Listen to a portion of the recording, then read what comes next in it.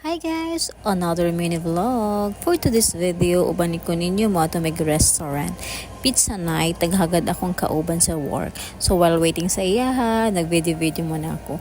Outfit check! Single tita ang atake. So nanami deri. Here we go guys. Si ate ang naggama. Taga-video lang ko. So gikuha niya katong bread ng pizza.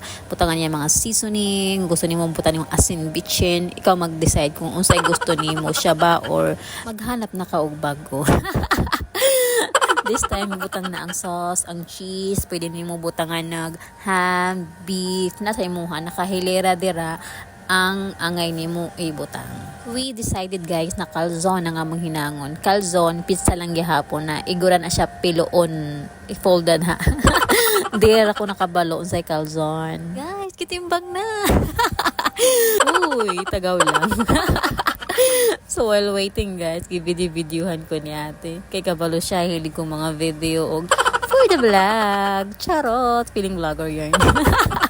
Kalimutod kog video sa result sa gihimo ni ate na calzone. Pero lami kaayo siya guys. So after namo ni kaon pagawas namo. Wow, beautiful sunset. I love sunset guys. It reminds us now we survived today. Thank you for watching. Be happy. Bye.